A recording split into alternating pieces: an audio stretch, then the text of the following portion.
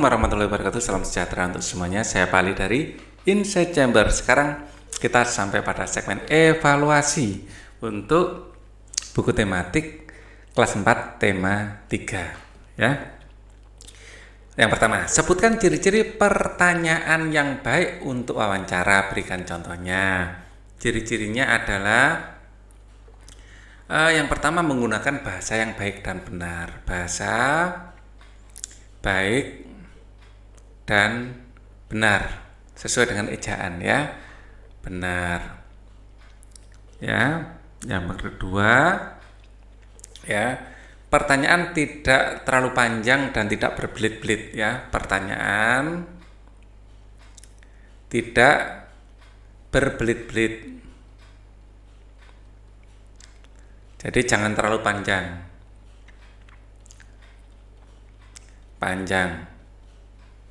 Gunakan bahasa yang baik, benar, jelas, dan sederhana gitu ya. Baik, benar, jelas, dan sederhana. Ya, tidak terlalu panjang, tidak berbelit-belit, tidak terlalu panjang ya. Ya, ciri-ciri pertanyaan yang baik ya. Kemudian sebenarnya ada sifat lagi sopan ya. Ciri-ciri pertanyaan ini aja deh. Nah, contohnya ya. 1. Apa saja manfaat sapi untuk manfaat apa saja yang bisa diambil dari hewan sapi, misalnya manfaat aja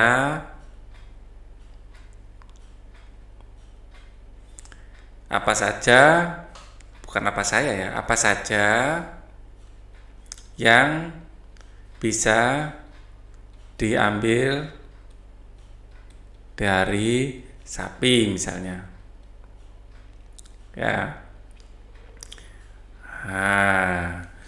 Jadi jelas, tegak, jelas, singkat, padat ya. Bisa diambil susunya, dagingnya, macam-macam, tenaganya.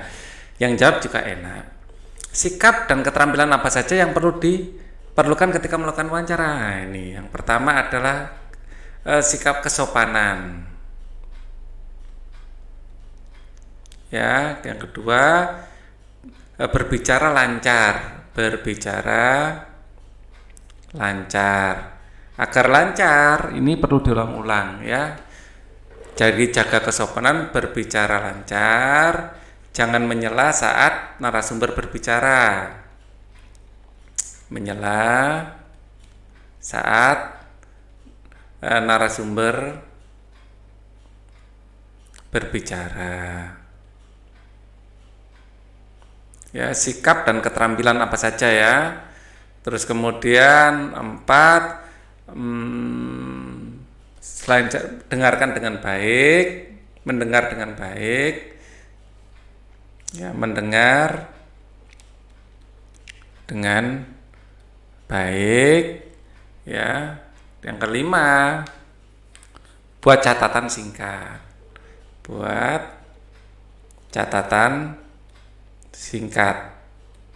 Kita tidak perlu mencatat semua yang dibicarakan, cukup dalam singkat saja. Nanti kita perbaiki lagi di rumah. Oke, buat catatan singkat ya. Kemudian mengapa kita perlu menjaga keseimbangan antara keseimbangan dan kelestarian hewan? Jelaskan ya, keseimbangan dan kelestarian. Keseimbangan karena akan ya, atau agar gitu aja, agar keseimbangan ekosistem terjaga. Agar keseimbangan ekosistem ya, atau keseimbangan alam terjaga dengan baik. Ya, kalau ada ketidakseimbangan alam nanti terjadi bencana ya. Dan untuk hewan tertentu ya, yang sudah untuk hewan tertentu yang jumlahnya sedikit tidak punah ya, tidak punah ya, karena ada hewan tertentu ya yang hampir punah. Sebenarnya kalimatnya enaknya gimana ya? Gini aja enggak apa-apa deh. Dan untuk hewan tertentu ya dalam keterangan ya yang hampir punah ya tidak punah. Oke, tambahkan di sini ya. Hewan tertentu yang hampir punah tidak punah. Ya, ada hewan yang terancam punah, ada yang enggak. Nyamuk itu enggak terancam punah. Apa hak dan kewajiban kita terhadap hewan? Kita berhak mendapatkan manfaat berupa daging, ya, tenaga, mungkin telur, ya. Untuk yang ayam ya, kita berhak mendapatkan manfaat. Ya, contohnya itu aja contoh. Daging, tenaga, telur, ya kesenangan. Tetapi ya kita juga wajib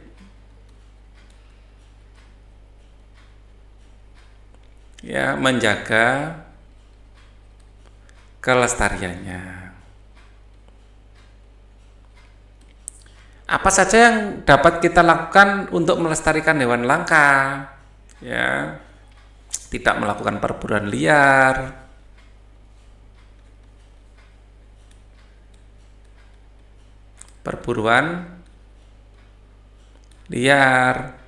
membuat penangkaran,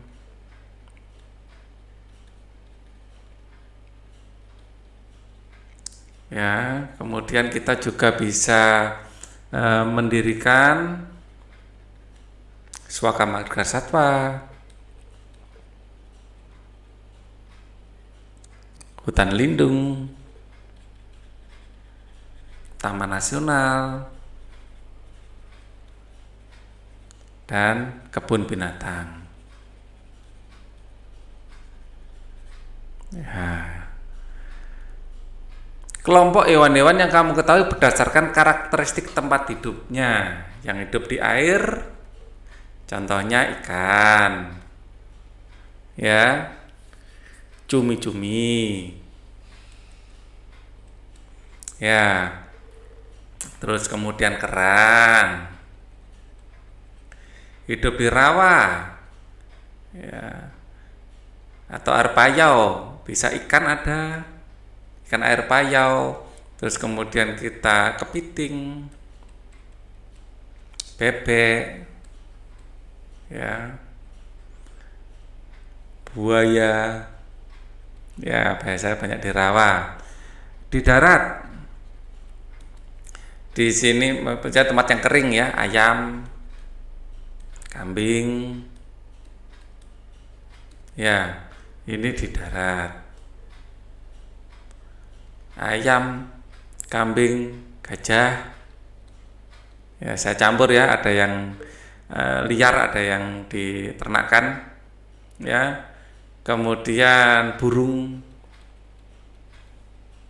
ya air, rawa, darat, macam-macam ya.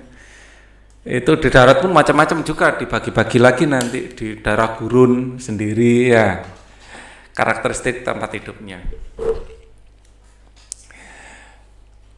Kalau kita mau pecah-pecah masih bisa lagi, air pun bisa air asin ya, air tawar. Taksirlah hasil perkalian dan pembagian pecahan berikut ini. Ini akan saya bagi menjadi 2 tempat. Nah, kemudian saya zoom saja biar besar.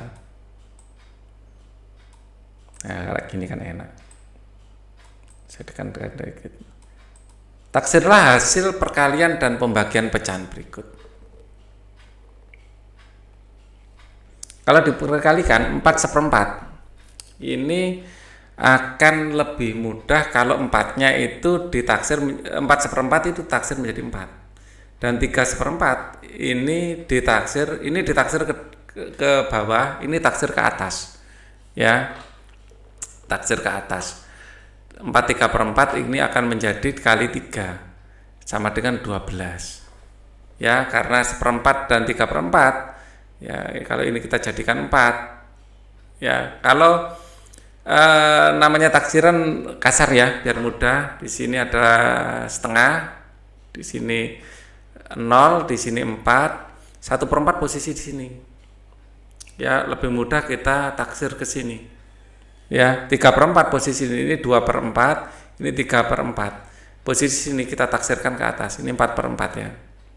Ya, jadi 4/4 ditaksir 0 sekalian jadi 4. 3/4 ditaksir 1 menjadi 3 tambah 1 adalah ini 4, maaf. Ini 4, jadi 16 ya. Ini 4. 16 ini. 16. Oke. Kalau ini 3/5, 4/5 ini kita taksir menjadi 4. Karena kalau menjadi 5 bagian itu 2, 3, 4, 5. 4/5 itu posisi di sini, lebih cocok kita naikkan ke atas. Ini kalau kita naikkan ke atas jadi 4. Kalau 1/6, kalau ini kita bagi menjadi dari 0 sampai 6/6 ya. 1/6 posisi di sini. 1, 2, 3, 4, 5, 6. 6 di sini ya. 1/6 posisi di sini lebih cocok kita nolkan sekalian. Jadi 1 tambah 0, 0. Ya, jadi 1 tambah 0, 1. Jadi ini dinaikkan ke atas jadi 4, ini diturunkan ke bawah. Jadi 4 kali 1 sama dengan 4. Lebih mudah. 4/5 ini akan dinaikkan menjadi 6. 6 dibagi 3 1/6 jadikan 3. Karena alasannya sama ya. Kalau kita jadikan 5, 1 ini 0 ya, 1, 2, 3, 4, 5. Di sini 5/5. Di sini 4/5 posisi di sini. Lebih baik kita naikkan ke atas sekalian jadi 5/5 atau 1. Ya, jadi 6. Nah, ini diturunkan ke bawah. Ya, dari 0 sampai 6 itu 2, 3, 4, 5, 6 ya. 0, 1, 2, 3, 4, 5, 6. Ya, di sini 6. Ya, di sini 1/6 posisi di sini. Lebih mudah kita geser ke kiri sekalian. Ya, jadi 0. Ya. Jadi ini 6 bagi 3 adalah 2. Dengan cara yang sama 10/1/8 ini kita bisa taksir menjadi 10 dibagi 4/5/6 taksir jadi 5. 10 bagi 5 adalah 2. Ya, caranya sama dengan seperti ini. Nah, perhatikan tabel perolehan hasil tangkapan ikan 3 nelayan berikut setelah ditimbang. Pak Usman dapat, perhatikan. Taksirlah ya, kita mau menaksir ya. Kalau kita taksirlah berat yang diberi Pak Usman dan Pak Asep jika digabungkan. Kalau Pak Usman sendiri ini kalau kita taksir ini akan menjadi 14 kilo ya, karena di sini 3,9 lebih mendekati 14 ya. Di belakang angka 3 adalah 9 lebih besar dari 5, dibulatkan ke atas. Kalau 22,2 ini lebih mudah, 2 ini di bawah 5. Jadi lebih baik dibulatkan ke bawah menjadi 22. Ya, kalau 25,4. Nah, 25,4 tergantung kita pakai patokan yang mana. Kalau kita pakai patokan yang ada setengahnya ya, misalnya kita bisa di sini bisa kita bulatkan 25 atau 25,5. Mana yang lebih mudah? Lebih detailnya 25,5. Kalau kita patokannya, jadi patokan itu ada macam-macam ya. Ada yang penaksiran kasar, ada yang halus. Kalau kita pastikan ini lebih halus daripada misalnya kita jadikan 5. Ya, ini tergantung situasi. Tapi kalau di buku tematik ini diberi patokan, kalau seperti ini sebaiknya ditaksir menjadi 25,5 ya. Tergantung tingkat ketelitian kita, karena tidak ada aturan yang jelas di buku ini. Jadi kita mana yang lebih mudah gitu aja. Kalau nggak terlalu susah ya tidak apa-apa, kita taksir 25,5 atau sebenarnya boleh juga ditaksir cukup 25 gitu aja ya. Taksirlah berat ikan yang boleh Pak Usman dan Pak Asep jika digabungkan. Pak Usman ada 14 kilo, ditambah Pak Asep di sini 22 kilo.